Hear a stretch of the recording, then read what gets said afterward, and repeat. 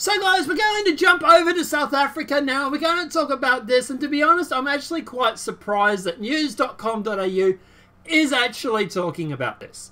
So full credit to them for covering it, I suppose. Let's jump into the story and we'll go from there. South Africa begins seizing white-owned farms. South Africa has targeted the first 2 farms for unilateral seizure after the owners refused an offer of 1/10 of the land's value.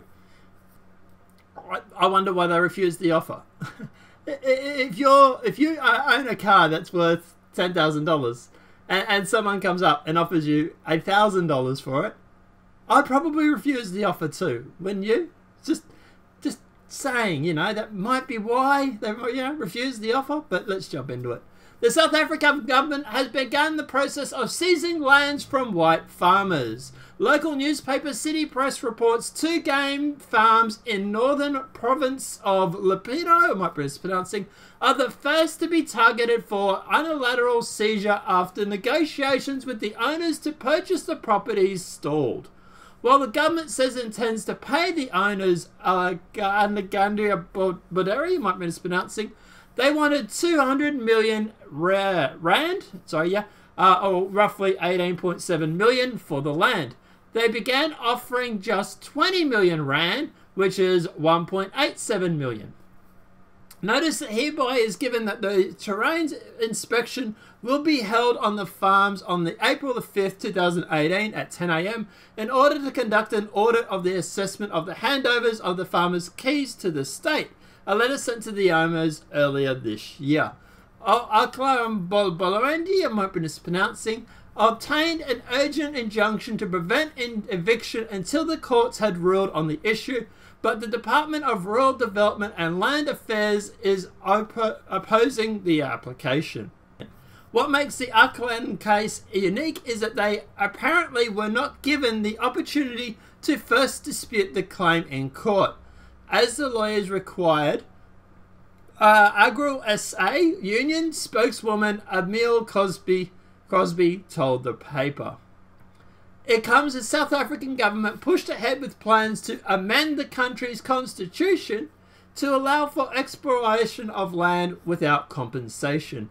The seizures are intended to test the ability of the government to take land under existing laws, which the ruling African National Congress has previously stated is allowable if the public interest. Earlier this month, City Press reported the government had drawn up a list of 139 farms it plans to seize or test out, Section 25 of the Constitution. The newspaper said employees at the department had been ordered to press ahead with the process at the Land Claims Court.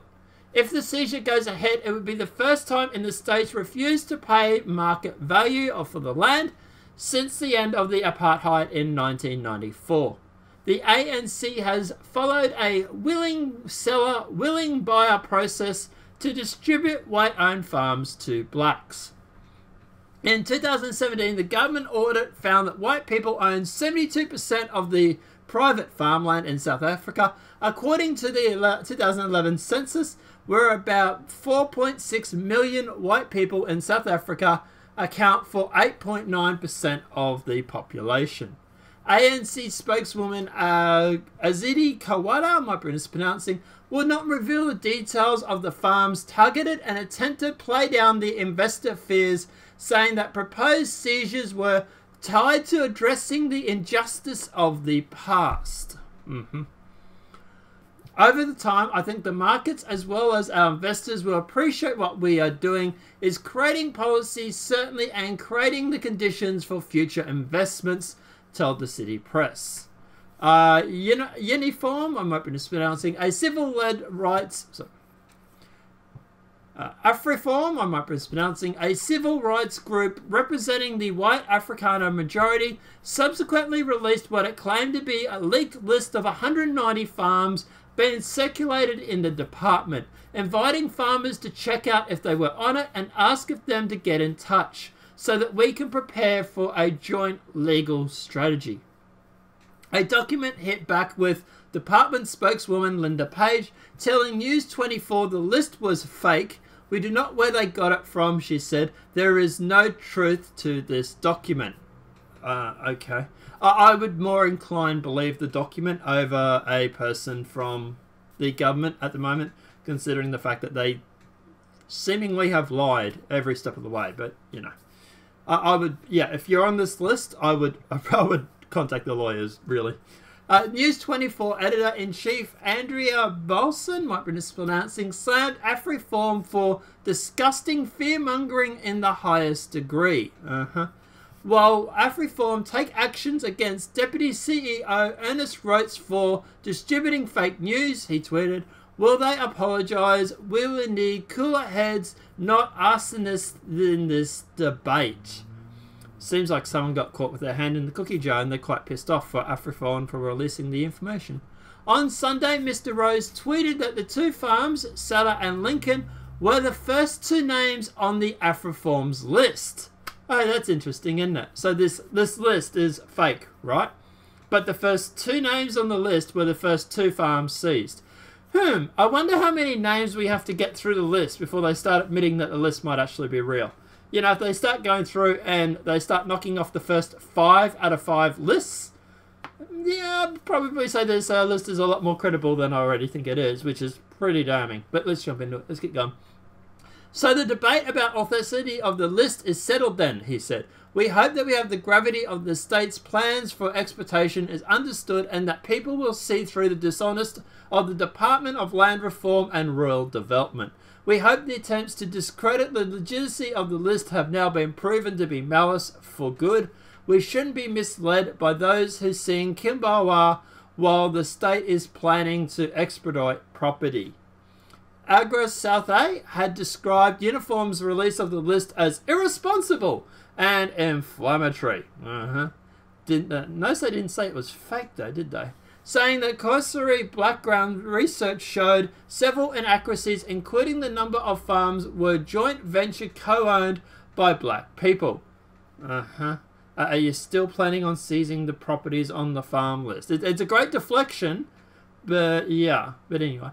Early this month, cattle farmer Joe Eggleby told the ABC foreign correspondent his farm just outside Johannesburg was now worth zero. We had several auctions in the last 2 or 3 weeks cancelled because there was no people interested in buying the land, he said. Why would you buy a farm to know the government's going to take it? Which is what will happen. Okay, so look, what's the problem with this? Okay, if you go through and you start appropriating people's farms, investors leave. This is the exact same thing that Venezuela did right before they started eating the zoo animals because they couldn't have food on their plate. So at the end of the day, yes, this is very bad for South Africa. It's very bad for the white farmers who have the knowledge, the know-how, and the expertise to farm the land. This is going to cause the farmlands over there to become worthwhile, worth zero. They're not going to know how to mine these farms or how to use these farms. They're not going to have the expertise to do it. And Africa is going to go from being a food producer to a food consumer.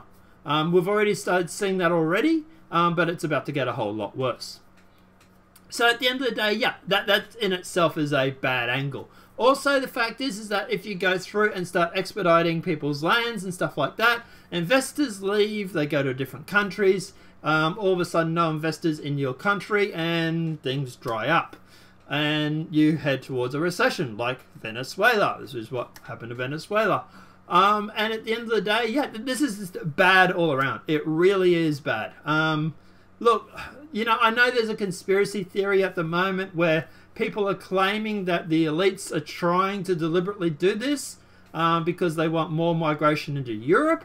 So if they make South Africa turn into a shithole, people will leave. They'll pay people smugglers, the NGOs, and they will go over to Europe or into America or into Australia. The problem is that Europe's closing its borders. And Australia has somewhat average borders, and America has Trump. He's not going to allow it to happen either. So at the end of the day, they're going to be trapped in their shithole. And yeah, I don't know. I feel sorry for the white farmers who are being screwed over by this. But at the end of the day, this is all the government's fault. This is literally, they're making another Venezuela. Congratulations. But hey, don't worry. It's not proper socialism. It's not proper communism. Not yet. And when it is, and it's all failed, it'll be, oh, but this wasn't real communism. Yeah, okay, really? Sure.